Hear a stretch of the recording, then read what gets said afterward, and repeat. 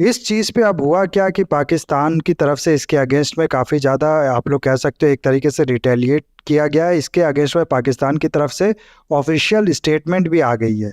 ये जो official statement है यहाँ पर देख सकते हो आप लोग क्या कहा गया है। पाकिस्तान की फॉरेन तो जैसे आपको पता है कि इंडिया ने एक नया मैप लॉन्च किया और इस मैप में पाकिस्तान, अफगानिस्तान, श्रीलंका, बांग्लादेश, म्यांमार हो गया, इसमें काफी सारी कंट्री, नेपाल को मिला के काफी सारी कंट्रियों को उन्होंने अपना बताया है, जिसमें सबसे ज्यादा रिएक्शन पाकिस्तान और नेपाल से आया है। तो आइए इसी रिपोर्ट को देखते कि पाकिस्तान और नेपाल से ये रिएक्शन क्यों आया, पाकिस्तान और नेपाल के लोग क्यों इसको इतना नफरत के आंख से देख रहे हैं कि एक मैप जिसको अखंड भारत का नाम दिया गया, अखंड भारत में क्यों ये सब लड़ाई की जा रही है, जिसकी वजह से नेपाल से भी काफी लोग गुस्सा हो रहे हैं। नेपाल के काफी सारे पॉलिटिशियन गुस्सा हो रहे हैं, जिसमें केपी शर्मा भी गुस्सा है। पाकिस्तानी के साइड से भी काफी लोग गुस्सा है इस बात पे कि क्यों इंडिया ने अपने नक्शे में पाकिस्तान को शामिल किया और साथ में अफगानिस्तान को। इस रिपोर्ट को देखते हैं, फिर आपके साथ बात शेयर करते हैं। नमस्कार and welcome to all of you in global looker. दोस्तों रिसेंटली एक कंट्रोवर्सी हो गई है, आप लोग कह सकते हो इंडिया, पाकिस्तान और नेपाल तीनों कंट्री इसमें इन्वॉल्व है। हुआ क्या है कि हाल में ही आप लोग को पता होगा कि इंडिया का जो पार्लियामेंट है उसको इनॉग्रेट किया जा चुका है। काफी वीडियो जो है इसके इनॉग्रेशन से रिलेटेड सामने आई थी, आई होप आप लोग ने देखा भी होगा। और ये जो पार्लियामेंट है इसको इनॉग्रेट किया गया, इसके अंदर क्या है कि एक गैलरी बनाई गई है जिसमें इंडिया का जो हेरिटेज है, इंडिया का जो कल्चर है वो एशियन टाइम से लेकर अब तक उनको शोकेस किया गया है। इसी में एक मैप भी लगाया गया है जिसमें एशियन टाइम में इंडिया का जो इन्फ्लुएंस है उसको शो किया गया है। ये पूरा मैप है, यहाँ पर आप लोग देख सकते हो। इसमें पार्लियामेंट बिल्डिंग के अंदर लगाया गया है, जिसको ये कहा जा रहा है कि ये अखंड भारत का मैप है। यानी कि अखंड भारत तो आप लोग ने नाम सुना होगा, एक आइडियोलॉजी है जो बात करती है कि पुराने टाइम पे, एशियन टाइम पे इंडिया का कल्चर जहाँ जहाँ तक फैला था वो सब पॉलिटिकली यूनाइट होना चाहिए। उसका नाम इस चीज़ को दे दिया गया इस मैप को कि ये अखंड भारत का मैप है, यहाँ यहाँ तक कल्चर ये फैला था इंडिया का और ये चीज़ आने वाले टाइम में यूनाइट होगी। जबकि जैसा कि मैंने आप लोग को बताया, ये जो मैप है ये खाली ये दिखाया गया है कि पास्ट में जो कल्चरल इन्फ्लुएंस था इंडिया का वो इस एरिया तक था। क्या इसी बात है, जैसा कि मैंने ये भी बताया आप लोग को कि अखंड भारत का जो कॉन्सेप्ट है वो यही है कि जहाँ जहाँ तक कल्चरल इन्फ्लुएंस था इंडिया का पास्ट में वो पूरा पॉलिटिकली यूनिफाइड होना चाहिए। इसीलिए ये जो मैप है इसको अखंड भारत का मैप का नाम दे दिया गया है। इस चीज़ पे अब हुआ क्या कि पाकिस्तान की तरफ से इसके अगेंस्ट में काफ़ी ज़्यादा आप लोग कह सकते हो एक तरीके से रिटेलिएट किया गया है। इसके अगेंस्ट में पाकिस्तान की तरफ से ऑफिशियल स्टेटमेंट भी आ गई है। ये जो ऑफिशियल स्टेटमेंट है यहाँ पर देख सकते हो आप लोग क्या कहा गया है। पाकिस्तान की फॉरेन मिनिस्ट्री की स्पोक्स पर्सन मुमताज जहरा बालोच जो है उनकी तरफ से ये स्टेटमेंट दिया गया है कि सो कॉल्ड अखंड Bharat displayed in the New Indian Parliament building also shows the territory of Pakistan and other neighboring countries. This is bad intention and it express India's expansionist mindset. साथ में इन लोग ने ये भी कहा कि अखंड भारत एक तरीके से इंडिया की जो एक्सपेशनिस्ट पॉलिसी है उसका मैनिफेस्टेशन है। ये केवल नेबरिंग कंट्री को ही नहीं बल्कि रिलीजियस माइनॉरिटीज भी जो है उनकी आइडियोलॉजी और कल्चर को सप्रेस करने का काम करती है। अब देखो आप लोग खुद ही सोचो कि कितना गलत इस चीज़ को बना दिया गया है। ये जो मैप है जैसा कि मैंने आप लोग को बताया, ये कल्चरल इन्फ्लुएंस इंडिया का किस किस एरिया में था खाली उसकी बात करता है। कहीं पॉलिटिकल यूनिफिकेशन की बात तो की नहीं इंडिया गवर्नमेंट ने कि ये जो मैप था इसको हम लोग यूनिफाइड कर देंगे, पूरा इंडिया के अंडर ले आएंगे। खाली पास्ट में हम लोग का जो कल्चर कितने एरिया में फैला था वो इस चीज़ में दिखाया गया। और ये दिखाना तो खैर हक है किसी भी कंट्री का। कोई भी कंट्री अगर बात करता है, कोई रियल हिस्ट्री अगर शो करता है, पास्ट में ये हिस्ट्री रही है पूरी इंडिया की, तो इसमें तो मेरे हिसाब से किसी को कोई आपत्ति नहीं होनी चाहिए। बेसिकली इसमें आप लोग देख सकते हो अशोका द ग्रेट जो है उसका एम्पायर दिखाया गया। ये जो डार्क रेड कलर में दिखाया गया ये अशोका द ग्रेट का एम्पायर है। और बाकी भी ये जो छोटे मोटे आप लोग देख सकते हो दूसरे कलर के एरिया दिखाए गए, ये अशोका के एम्पायर में नहीं थे, लेकिन इंडिया का जो आप लोग कह सकते हो कि एक तरीके का हम लोग का कल्चर था वो बहुत ही ज़्यादा सेम था, वो इसलिए इस मैप में उनको भी दिखाया गया है। लेकिन ये जो बात है कि पाकिस्तान को इससे बुरा लगा है और ये मैप जो है ये पाकिस्तान को बहुत ज़्यादा एंग्शियस करता है। ये होना देखो एक तरीके से तय था, क्योंकि ये जो मैप है ना ये अपने आप में एक सवाल है पाकिस्तान की एग्जिस्टेंस पे। ये सवाल ये मैप उठाता है कि पाकिस्तान और बांग्लादेश जो बना है, बांग्लादेश तो चलो एक तरीके से कह भी सकते हो कि बंगाली लोग थे, उनकी थोड़ी बहुत अलग आइडेंटिटी थी, तो ये जो कंट्रीज है ये बनी आखिर क्यों है। कल्चर सेम है बहुत हद तक इंडिया का और फिर पाकिस्तान का आप लोग देखो तो, प्लस पॉलिटिकली भी ये यूनिफाइड रहा है पास्ट में।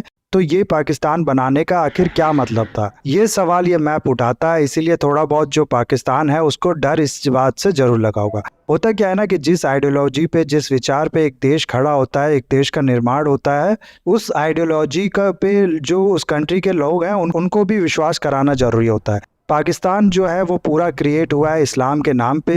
नहीं तो जैसा कि मैंने आप लोग को बताया, कल्चर हो गया या पॉलिटिकली यूनिफिकेशन हो गया, ये पास्ट में दोनों ही था इंडिया में, नॉर्थ इंडिया के साथ पाकिस्तान का। बहुत हद तक, बहुत टाइम तक आप लोग कह सकते हो कि पॉलिटिकल यूनिफिकेशन जो है वो था इंडिया में सिचुएटेड किसी एम्पायर के साथ, पाकिस्तान का, आज के पाकिस्तान का। तो वो सब तो इसका बेसिस नहीं बन पाता अलग कंट्री बनाने का। इसलिए इस्लाम जो है उसके नाम पे ये कंट्री जो है वो क्रिएट की गई थी कि हम लोग मुस्लिम हैं, इसलिए हम लोग के लिए अलग कंट्री होना चाहिए। और इसीलिए होता क्या है ना कि पाकिस्तान के जो हुक्मरान हैं, आप लोग कह सकते हो कि पाकिस्तान में जो आइडियोलॉजी प्रमोट की जाती है, जिसपे वहाँ के बच्चों को, वहाँ के स्टूडेंट्स को विश्वास दिया जाता है, वो बहुत हद तक टिल्टेड है रिलीजन की ओर। यानी कि वहाँ पर जो रिलीजन है वो ज़्यादा पढ़ाया जाता है, जबकि जो रियल हिस्ट्री है पाकिस्तान की वो उतनी नहीं पढ़ाई जाती है। क्योंकि जैसे ही ये लोग जो है वो रियल हिस्ट्री पढ़ेंगे, जाहिर सी बात है ये लोग खुद ये सवाल उठाएंगे कि पाकिस्तान का क्रिएशन आखिर में हुआ क्यों। इस कंट्री का कोई वजूद नहीं है, सिर्फ इस्लाम और रिलीजन के नाम पे, जैसा कि मैंने आप लोगों को बताया, ये खड़ा हुआ है। इवन कि मैं कहूँगा कि पाकिस्तान की जगह अगर बांग्लादेश ये कहता है कि हम लोग अलग कंट्री है, तो वो थोड़ा बहुत सही भी रहता है, क्योंकि उनके एक तरीके से आप लोग कह सकते हो कि जो कल्चर है वो थोड़ा अलग है। बंगाली लोग हैं वहाँ पर, उनकी लैंग्वेज अलग है, उनका कल्चर अलग है, तो वो समझ में आता है। इवन कि जो सदर्न एरिया है, तमिलनाडु वगैरह, ये इस चीज़ को अलग कंट्री बनाने की बात करते, तो इनका भी समझ में आता कि चोला एम्पायर हुआ करता था। थोड़ा बहुत कल्चर भी जो है इनका वो भी नॉर्थ इंडिया से अलग है।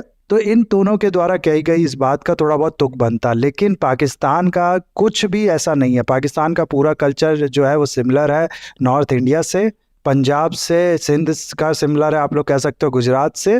तो ज़बरदस्ती केवल रिलीजन के नाम पे इन लोग ने ये कंट्री बनाया है। इसीलिए जैसा कि मैंने आप लोग को बताया, ये अपनी हिस्ट्री में पढ़ाते क्या है, थोड़ा बहुत ये लोग पढ़ाएंगे मोहनजोदाड़ो और हड़प्पा के बारे में, उसके बाद सीधे ये छलांग लगा देते हैं 2000-3000 साल का, और मुस्लिम का जो अराइवल है इस कॉन्टिनेंट में, इस सब कॉन्टिनेंट में, उसके बारे में पढ़ाते हैं। तो आप लोग ऐसे समझ सकते हो कि इन लोग को ये पढ़ाया जाता है यहाँ के बच्चों को कि हम लोग वेस्ट एशिया, सऊदी अरेबिया, यहाँ इस तरीके की किसी जगह से बिलोंग करते थे। अचानक से हम लोग की एक दिन आँख खुली और हम लोग इस सब इंडियन सब कॉन्टिनेंट जो है इसमें पाए गए। इस तरीके की कुछ हिस्ट्री है जो इनको पढ़ाई जाती है। इसीलिए इस तरीके का जो मैप है, इस तरीके का इंडिया का जो कल्चरल इन्फ्लुएंस है, उसके बारे में इन लोगों को बिल्कुल भी पता है नहीं। इसीलिए ये जो मैप है ये इनको थोड़ा बहुत एंग्शियस करता है। और जैसा कि मैंने आप लोग को बताया कि ये जो सवाल उठाने का डर है कि पाकिस्तान का एग्जिस्टेंस ही क्यों है, इनके लोगों द्वारा ही ये इनको थोड़ा बहुत डराता है। और इसीलिए ये जो चीज़ें हैं, इसीलिए इस तरीके की बातें करते हैं कि ये इंडिया जो है वो अखंड भारत की बात कर रहा है, एक दिन हम लोग पे कब्जा कर लेगा। ये सब जो फालतू बातें हैं वो इनके द्वारा कही जाती है। जबकि ये जो मैप है ये एक तरीके से रियलिटी थी एक टाइम पे, जो रियल हिस्ट्री है वो ये मैप था एक टाइम पे। ये जो डार्क रेड में, जैसा कि मैंने आप लोग को बताया, अशोका का एम्पायर है, पाकिस्तान पूरा अशोका के एम्पायर में हुआ करता था। इवन कि अफगानिस्तान भी और बहुत हद तक उसका पार्ट भी इंडिया में अशोका का जो एम्पायर था उसके अंदर हुआ करता था। तो इस पे ऑब्जेक्शन उठाने का तो कोई तुक बनता ही नहीं है। इस पे ऑब्जेक्शन उठाने का मतलब है पाकिस्तान द्वारा कि पाकिस्तान ये कह रहा है कि हम जो फालतू की हिस्ट्री मैनिपुलेट करके हिस्ट्री, झूठी हिस्ट्री अपने लोगों को पढ़ाते हैं, वही तुम भी अपने लोगों को बताओ। रियल हिस्ट्री जो है वो मत पता चलने दो किसी को भी। कुछ इस तरीके की बात कहने के जैसा हो गया पाकिस्तान के द्वारा इनडायरेक्टली, अगर वो इस चीज़ का विरोध करता है तो ये तो खैर हो गई पाकिस्तान की बात। अभी नेपाल से भी सेम चीज़ हुआ है। नेपाल में हुआ क्या है कि यहाँ के भी कुछ पॉलिटिशियन जो है उनने ऑब्जेक्शन उठाया है इंडिया के पार्लियामेंट में इस मैप के बारे में। खासकर से नेपाल के जो अपोजिशन लीडर हैं और एक्स पीएम रह चुके हैं नेपाल के, ओली जी, उनने अपनी गवर्नमेंट और अपने पीएम से ये कहा है कि ये मैप की जो कंट्रोवर्सी है इसके बारे में इंडिया में जो तुम्हारी विजिट होने वाली है उसमें बात करना और इसको हटाने की कोशिश करना। तो आप लोग कह सकते हो कि नेपाल की तरफ से कोई ऑफिशियल स्टेटमेंट जो है वो तो नहीं आया है, लेकिन जैसा कि मैंने आप लोग को बताया वहाँ पर जो अपोजिशन लीडर है वो इस पे बात कर रहे हैं, अपनी गवर्नमेंट पे, अपने पीएम पे प्रेशर बना रहे हैं कि ये चीज़ जो है इसको कंसिडर करो, इसके अगेंस्ट में एक्शन लो। और ख़ास कर से हुआ क्या है ना कि नेपाल का भी जो एरिया है वो भी आप लोग को पता होगा एक टाइम पे इंडिया के एम्पायर के अंदर आया करता था, और इसी चीज़ के लिए इस नेपाल में ऑब्जेक्शन उठाया गया। खासकर से इसमें भी अगर आप लोग देखो तो लुम्बिनी एरिया जो है उसको लेके, लुम्बिनी पार्क जो है उसको लेके ऑब्जेक्शन उठाया गया नेपाल की तरफ से। हो सकता है आप लोग को पता भी हो कि गौतम बुद्धा जो थे उनका जन्म हुआ था लुम्बिनी में, और नेपाल को लगता है कि इंडिया जो है वो अपना कॉपीराइट बताना चाहता है बुद्धिज़्म पे, गौतम बुद्धा पे। इसीलिए लुम्बिनी गार्डन का जो इशू है, लुम्बिनी गार्डन को इंडिया में दिखाने पे वो काफ़ी ज़्यादा खासकर से गुस्सा है। अब ये जो बात है कि गौतम बुद्धा पे या फिर बुद्धिज़्म पे अपना कॉपीराइट बताने का इंडिया को, ये इंडिया को बताने की क्या ज़रूरत है? इंडिया को खुद ही सब पूरी दुनिया मानती है कि बुद्धिज़्म जो है उसका जन्म इंडिया में हुआ था। अष्ट महास्थाना करके 8 जगह हैं जो कि बहुत ही ज़्यादा इम्पोर्टेंट रहे हैं गौतम बुद्धा की लाइफ से। ये अष्ट महास्थाना में से अगर आप लोग देखो तो सिर्फ पहला वाला यानी कि जो बर्थ प्लेस है लुम्बिनी पार्क, उसको छोड़ दो आप लोग, तो बाकी सातों प्लेस जो है वो इंडिया से ही बिलोंग करते हैं। इनको इनलाइटमेंट मिली कहाँ? इंडिया में। इनने फर्स्ट सरमन दिया कहाँ? इंडिया में। इंडिया इनमें की डेथ कहाँ हुई? इंडिया में। इस तरीके के बहुत से चीज़ें जो है वो इंडिया से बिलोंग करते हैं। काफ़ी बड़ा हिस्सा इनकी लाइफ का जो है वो इंडिया से बिलोंग करता है। और तो सिर्फ जन्म होने से बुद्धिज़्म पे नेपाल का कॉपीराइट कहीं से नहीं हो जाता। पूरी दुनिया इस चीज़ को मानती है कि बुद्धिज़्म जो है उसका जन्म हुआ है इंडिया पे। ज़्यादातर मॉन्क्स जो होते हैं, ज़्यादातर बुद्धिज़्म के लिए जो ट्रैवल करते हैं, बुद्धिज़्म साइट्स को देखने जो आते हैं वो इंडिया में ही आते हैं। और ये बात हो सकता है कि नेपाल को पसंद नहीं आ रही होगी, वो भी बहुत ज़्यादा ट्रैवल टूरिज़्म जो है उसको अट्रैक्ट करना चाहता होगा बुद्धिज़्म को लेके। तो ये सब चीज़ अलग चीज़ है, लेकिन ये कहना और ये सवाल उठाना कि इंडिया ने नेपाल को अपने अंदर दिखा दिया, इस तरीके की कोई चीज़ कहीं की ही कहाँ गई है? ये तो जैसा कि मैंने आप लोग को बता दिया, ये पास्ट का मैप है। ऐसा तो है नहीं कि इंडियन गवर्नमेंट ने ये कहा होगा कि ये जो मैप है ये हम लोग बनाएंगे फ्यूचर में, या फिर ये जो है ये अभी का मैप है। हम लोग ये जो रियल मैप है इस टाइम का, जिसमें इंडिया, नेपाल और पाकिस्तान की कुछ इस तरीके की बाउंड्री है, इसको नहीं मानते, सिर्फ इस मैप को मानते हैं। ऐसा तो इंडियन गवर्नमेंट ने कहा नहीं है। ये केवल हिस्ट्री में जो मैप हुआ करता था, हिस्ट्री में इंडिया का जो इन्फ्लुएंस हुआ करता था उसको दिखाया है। इसीलिए इस तरीके के सवाल उठना, और नेपाल से देखो मैं कहूँगा कि बहुत हद तक इस चीज़ को पॉलिटिकल इशू बनाया जा रहा है। नेपाल की जो सिटिंग गवर्नमेंट है उसको एक तरीके से वीक दिखाने की कोशिश की जा रही है वहाँ के अपोजिशंस द्वारा, इसलिए ये सवाल उठ रहे हैं। और रही बात पाकिस्तान की, तो पाकिस्तान में हम लोग को पता है कि वहाँ पर अपना अस्तित्व बचाने के लिए जो मैनिपुलेटेड झूठी हिस्ट्री वहाँ के लोगों को पढ़ाई गई है, उसका भांडा फूटने का, और रियल हिस्ट्री जो है पाकिस्तान की या फिर उस एरिया की, उसका पता का होने का जो डर है वो पाकिस्तान को सता रहा है। तो पाकिस्तान को ज़्यादा सीरियस लेने की हम लोग को ज़रूरत नहीं है। खाली एक दो जो हिस्ट्री की, रियल हिस्ट्री की जो टेक्स्ट बुक है वो इन लोग को गिफ्ट करने की ज़रूरत है। इसको हम लोग को उतना ज़्यादा इंपॉर्टेंस नहीं देनी चाहिए। और रही बात नेपाल की, नेपाल का जैसे कि मैंने आप लोग को बता दिया, अपोजिशन जो है उसके द्वारा ज़्यादा ये किया जा रहा है, तो इसको भी मैं कहूँगा कि उतना ज़्यादा इंपॉर्टेंस देने की ज़रूरत नहीं है। कंट्री की ये पॉलिटिक्स है और हर कंट्री में थोड़ा बहुत इस तरीके का होता ही है, ये कोई नई चीज़ नहीं है। बाकी आपके क्या विचार है इस पर मेरे को बताइएगा कमेंट में। इस वीडियो को मैं यहाँ पर करता हूँ ख़त्म। आई होप वीडियो आपको अच्छा लगा होगा। इसे लाइक, कमेंट, शेयर, सब्सक्राइब जरूर कीजिएगा। That's all, have a nice day, take care.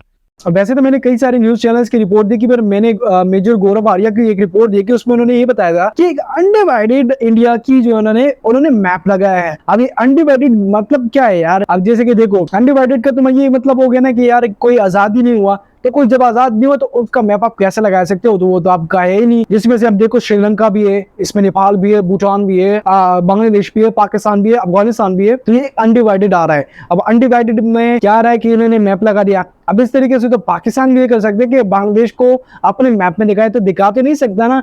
तो ये सारी चीजें गलत दिखाई जा रही है, गलत जो है ना प्रेजेंट की जा रही है। वैसे तो इनका अखंड भारत का ये था कि 2030 तक अखंड भारत दोबारा बनाएंगे, और ये उनकी चीज के लिए उन्होंने एक नया मैप लॉन्च किया। ये जहां तक बात आ रही है, तो ये चीज उनका ये था कि 2030 तक अखंड भारत दोबारा बनाएंगे, पाकिस्तान पे कब्जा करेंगे, श्रीलंका पे कब्जा करेंगे, नेपाल पे कब्जा करेंगे, और जो है अफगानिस्तान पे कब्जा करेंगे। अफगानिस्तान पे जिस पे आज तक कोई अंग्रेज कब्जा नहीं कर पाया, वो अब इंडिया कह रहा है कि हम उन पे भी कब्जा करेंगे। तो ये रिएक्शन भी ठीक है यार, इस तरीके से रिएक्शन आना चाहिए, और यही रिएक्शन नेपाल को आगे लेके जा सकता है। आज की रिपोर्ट अगर अच्छी लगी है तो वीडियो को लाइक करें, शेयर करें, एंड चैनल को लाजमी सब्सक्राइब करें।